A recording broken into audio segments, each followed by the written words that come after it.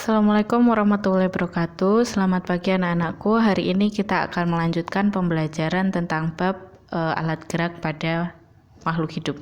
Hari ini kita akan belajar tentang otot, kelainan sistem gerak, dan gerak pada hewan. Yang pertama, kita akan belajar tentang otot. Di sini kalian bisa lihat ada gambar otot polos, otot jantung, dan otot rangka. Di tabel itu ada otot polos, otot lurik, dan otot jantung. Otot rangka dan otot lurik itu sama ya. Jadi nama lainnya otot rangka itu adalah otot lurik. Yang pertama kita akan bahas tentang otot polos. Jadi otot polos terletak pada organ-organ dalam, gerakannya lambat dan bekerja tidak dipengaruhi sistem otak sadar. Jadi dia bekerja sendiri tanpa harus kita perintahkan. Maka otot polos sering disebut sebagai otot tidak sadar, gerakannya teratur dan tidak cepat lelah, berbentuk kumparan atau gelendong, dan kedua ujungnya meruncing. Setiap selnya memiliki satu inti yang terletak di tengah. Bisa kalian lihat itu gambarnya. Dari gambarnya kalian bisa lihat ada satu inti sel di tengah, bentuknya gelendong. Yang selanjutnya ada otot lurik. Kita ke otot lurik dulu ya. Otot lurik itu yang ada di rangka. Jadi otot lurik disebut otot rangka karena melekat pada rangka manusia. Jadi dia melekat di rangka di tulang-tulang itu. Selnya berbentuk silinder dan memiliki banyak inti seperti yang bisa dilihat di gambar. Sel-sel otot membentuk serabut otot, kumpulan serabut otot membentuk berkas otot, dan kumpulan berkas otot membentuk otot atau yang kita sering menyebutnya sebagai daging. Bagian tengah otot menggembung dengan kedua ujungnya yang keras, mengecil disebut urat atau tendon. Tendon inilah yang melekat pada tulang. Jadi kalau kalian lihat mungkin ayam seperti itu ya, yang kalian sebut daging itu sebetulnya adalah otot rangka. Otot rangka bekerja secara sadar atau di bawah perintah otak dan kontraksi yang terus-menerus menimbulkan kelelahan. Jadi kalau otot polos tadi kita secara tidak sadar mereka sudah bekerja sendiri dan tidak lelah. Tapi kalau otot rangka kita yang nyuruh mereka, misalnya kita mau lari, kita mau ngambil sesuatu, itu kan kita yang mengontrol dan dia bisa lelah. Seperti kalau kalian olahraga kelamaan itu kan bisa lelah. Yang selanjutnya adalah otot jantung. Nah, otot jantung ini unik ya, karena dia mempunyai sifat seperti otot polos, terletak pada jantung dan strukturnya menyerupai otot lurik. Jadi, sifatnya seperti otot polos, tapi strukturnya seperti otot lurik. Bisa dilihat di sini, dia punya sel-sel yang bercabang. Ada cabang-cabangnya begitu dengan satu inti yang berada di tengah. Dia bekerja secara tidak sadar dan dapat bekerja terus-menerus. Jadi sifatnya sama seperti otot polos, kita tidak sadar dan bekerja terus-menerus, tetapi bentuknya, strukturnya itu hampir sama dengan otot rangka. Hanya saja kalau otot rangka inti selnya ada beberapa, tapi kalau otot jantung inti selnya hanya ada satu. Oke? Kita lanjut ke cara kerja otot. Jadi cara kerja otot itu ada dua ya anak-anak. Yang pertama otot sinergis, yaitu kelompok otot yang bekerja sama-sama dan bersama-sama dan tidak saling melawan. Contohnya otot pronator dan supinator. Jadi otot yang bekerjanya itu tidak mempengaruhi otot yang lain gitu ya. Otot pronator dan supinator itu contohnya ketika kita membalik telapak tangan begini. Ketika kita membalik ke depan, yang belakang ini tidak terpengaruh apa-apa. Tapi ketika kita membalik yang belakang, yang depan ini, yang telapak tangannya itu juga tidak berpengaruh apa-apa. Tapi berbeda dengan otot yang bekerja secara antagonis. Mohon maaf itu salah ya nulisnya, antagonis. Yaitu kelompok otot yang bekerja secara berlawanan. Contohnya otot ekstensor dan fleksor. Jadi contohnya otot ekstensor dan fleksor itu adalah otot bisep dan trisep. Lengan atas ya anak-anak. Kalau misalnya kalian suka ngangkat-ngangkat beban, kalau otot bisep berkontraksi maka otot trisep akan relaksasi dan begitu juga sebaliknya. Oke? Kita langsung lanjut ke topik yang kedua, yaitu kelainan tulang dan otot. Yang pertama, ini ada beberapa contoh kelainan tulang dan otot. Jadi sebelum kita belajar bagaimana cara menjaga kesehatan tulang dan otot kita akan belajar dulu tentang beberapa penyakit-penyakit tentang tulang dan otot. Yang pertama ada riketsa. Jadi bisa dilihat di gambar sebelah kiri ya. Itu adalah tulang yang normal. Jadi riketsa itu biasanya ada di kaki. Nah, kaki normal itu seharusnya tulangnya berbentuk lurus, tetapi orang-orang yang menderita riketsa kakinya berbentuk O ataupun X. Ya, kalau kalian sering lihat mungkin di jalan-jalan itu ada pengobatan kaki yang berbentuk O atau X. Nah, itu namanya riketsa. Penyebabnya adalah kekurangan vitamin D yang menyebabkan tulang kaki tumbuh membengkok. Penyakit riketsa terjadi pada anak-anak. Di beberapa kasus itu masih bisa diperbaiki, masih bisa diluruskan, tapi di beberapa kasus yang parah hanya sedikit bisa diluruskan tapi tidak bisa menjadi sangat lurus. Oke. Jadi berhati-hati ya anak-anak, harus makan vitamin D yang cukup. Yang kedua adalah osteoporosis. Osteoporosis terjadi karena kekurangan kalsium. Tulang menjadi lebih rapuh dan mudah patah. Jadi kalsium itu kan fungsinya untuk menguatkan tulang.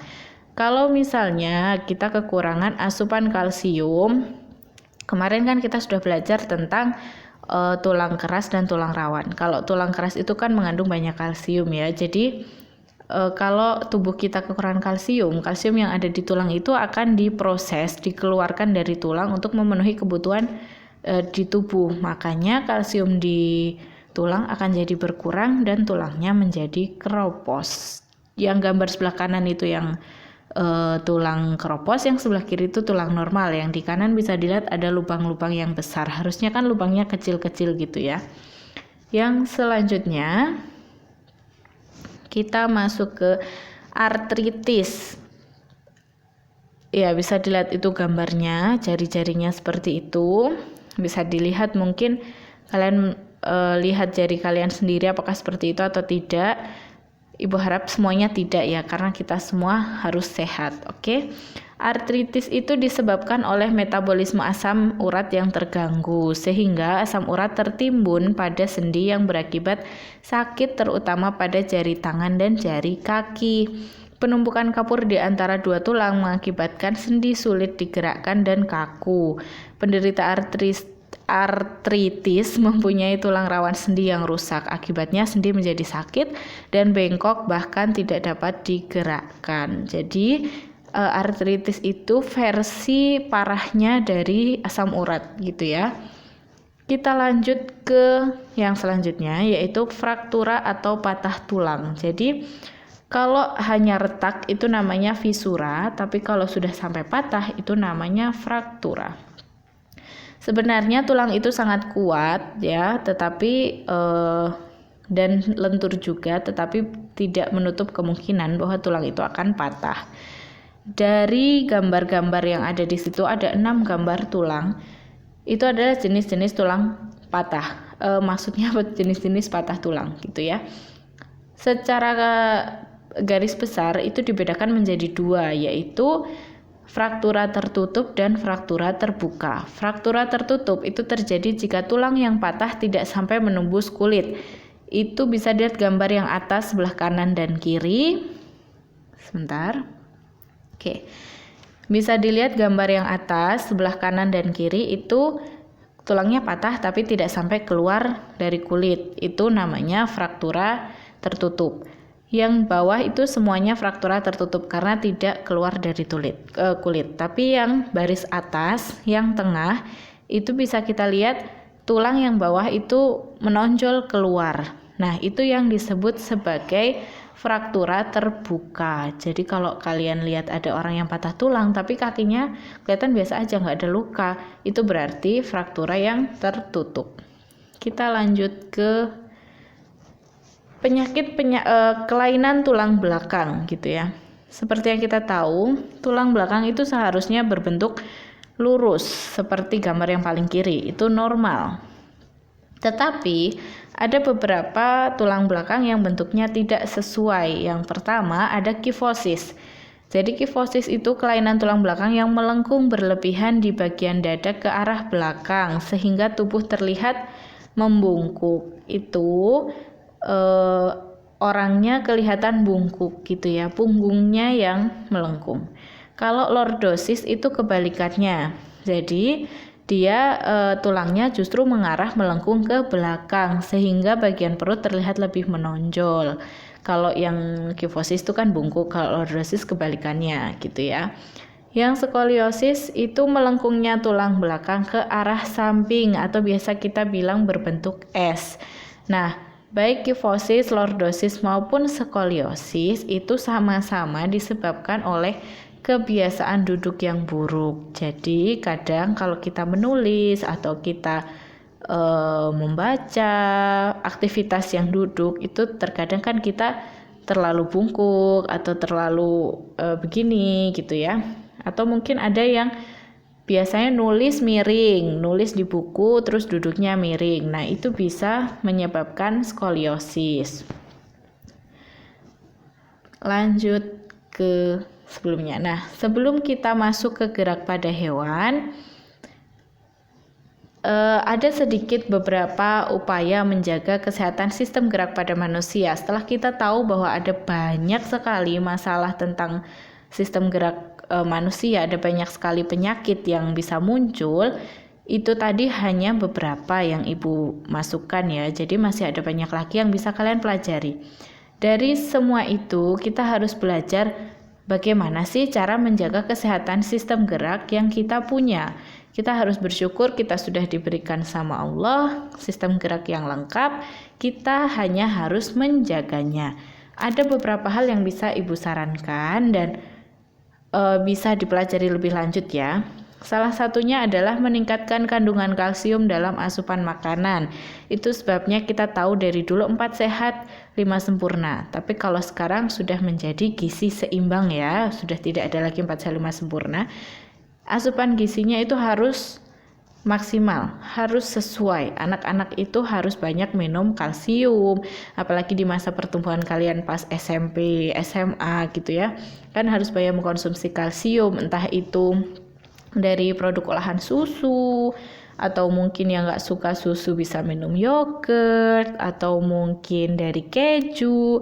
Kalian harus mulai berpikir tentang apa yang kalian makan. Yang selanjutnya, berjemur pada sinar matahari pagi. Jadi, kalau pagi berangkat sekolah gitu, sambil bersih-bersih yang piket gitu, sambil berjemur.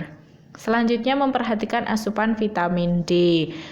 Itu bisa didapat dari makanan seimbang yang kalian makan, atau mungkin kalian bisa minum multivitamin. Kalau nggak mau minum multivitamin, nggak masalah, makan yang seimbang, makan yang gizinya lengkap, tidak harus mahal, bisa yang sederhana, yang penting ada lauk, ada sayur, ada karbohidrat, ada mineral, oke? Yang selanjutnya, kalian bisa memperhatikan aktivitas fisik yang cukup setiap hari. Tadi kita sudah membahas tentang beberapa penyakit tentang alat gerak, organ gerak, baik itu otot maupun tulang.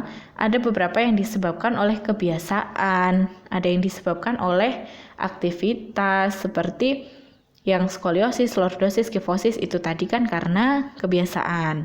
Tapi kalau yang patah tulang itu karena keadaan. Jadi upayakan kalian kalau melakukan latihan-latihan fisik seperti misalnya olahraga, aktivitas yang lain, berhati-hati agar tidak terjadi hal-hal yang tidak kita inginkan yang bisa membuat masalah pada organ gerak kita.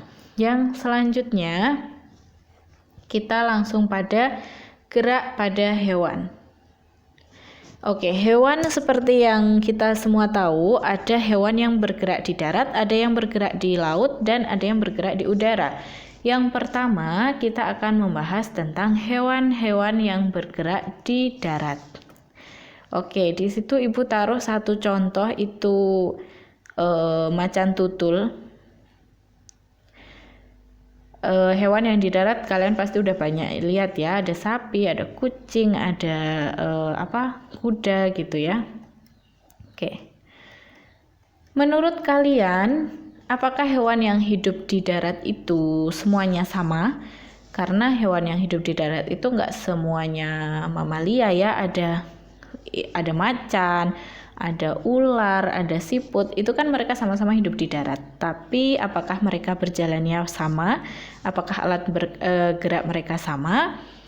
Tentu saja tidak, karena ada hewan yang vertebrata, punya tulang belakang, dan ada yang invertebrata, yang tidak punya tulang belakang. Nah, hewan-hewan yang punya tulang belakang, itu biasanya mereka memiliki alat gerak berupa tulang dan otot, seperti yang sudah kita pelajari sebelumnya. Tapi hewan-hewan yang tidak mempunyai tulang belakang atau invertebrata, mereka biasanya memiliki alat gerak khusus. Misalnya saja seperti bekicot, sejenis siput-siput seperti itu ya. Mereka bergerak menggunakan kaki otot. Begitu pula hewan-hewan yang seperti ular, itu mereka punya alat gerak sendiri. Nah, hewan di darat itu seperti yang kita tahu kan sama-sama punya tulang, sama-sama punya otot. Kenapa kok kuda larinya lebih cepat dari kucing? Kenapa singa lebih cepat daripada rusa? Seperti itu ya. Itu perbandingannya lebih ke bentuk dari tulang. Jadi hewan-hewan karnivora yang memangsa hewan lain itu biasanya memiliki bentuk kaki yang lebih ramping. Jadi mereka lebih cepat gitu ya, mereka lebih fleksibel untuk bergerak. Ototnya juga biasanya lebih kuat. Jadi hewan yang bergerak di darat dibedakan menjadi dua ya, vertebrata dan invertebrata. Nah, vertebrata itu bergantung pada bentuk tulangnya, kemudian aktivitasnya, dan juga bentuk tubuhnya. Misalnya kuda dengan gajah, pasti bergeraknya lebih cepat kuda, karena gajah beban tubuhnya lebih besar gitu ya. Yang selanjutnya ada gerak hewan di air. Oke. Hewan di air itu bukan hanya ikan ya, ada banyak juga yang lainnya. Tapi kita akan lebih fokuskan pada ikan biasanya. Yang pertama kita bahas ini dulu, hewan-hewan yang seperti ubur-ubur, kemudian gurita, itu mereka bergerak menggunakan tentakel. Tapi hewan-hewan seperti ikan itu bergerak menggunakan sirip dan ekor. Jadi kenapa ikan dan hewan-hewan laut lainnya itu bisa berenang di dalam air? Itu adalah karena ikan dapat berenang di dalam air karena memiliki kerapatan dan gaya angkat yang lebih besar dibandingkan air. Jadi massa jenis ikan itu lebih kecil daripada massa jenis air, makanya dia bisa mengambang, berenang gitu ya. Nah, selain karena massa jenis ikan yang lebih kecil dengan lingkungannya, bentuk tubuh ikan juga mempengaruhi kemampuan ikan untuk bergerak. Seperti yang kita tahu, ikan itu biasanya berbentuk seperti aerodinamis streamline, seperti lonjong yang depannya meruncing, seperti peluru gitu ya. Itu untuk mengurangi hambatan ketika bergerak di dalam air, sehingga ikan lebih mudah untuk bergerak. Nah, ikan yang bergerak dengan di contoh situ kan ada gambar hiu, yaitu hiu itu punya sirip yang di atas tubuhnya dan sirip yang di samping dan juga ekor. Ikan-ikan yang bergerak hanya menggunakan sirip samping dan sirip tengah yang di atas tubuhnya itu biasanya bergerak lebih lambat dibanding ikan-ikan yang berenang menggunakan maksudnya sirip samping dan juga ekor. Jadi kalau hewan-hewan seperti Nemo itu ikan badut. Mohon maaf ya.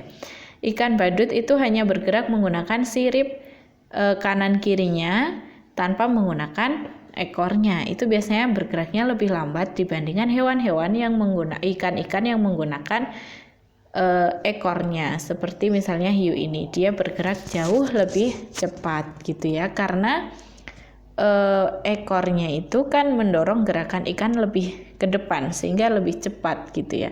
Seperti kalau kapal itu ada mesinnya kan di belakang. Nah, hampir sama seperti itu penerapannya. Yang selanjutnya ada hewan yang bergerak di udara.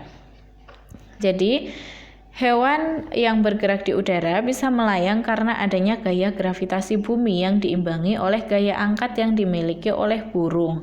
Karena burung itu punya sayap dan rangka tulang yang mendukung. Jadi memang dari sana sudah didesain untuk bisa terbang.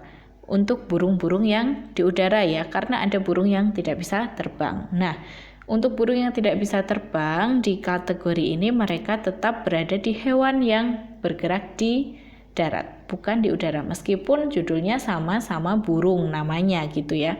Tapi karena mereka bergerak di darat, jadi mereka ikut hewan yang bergerak di darat.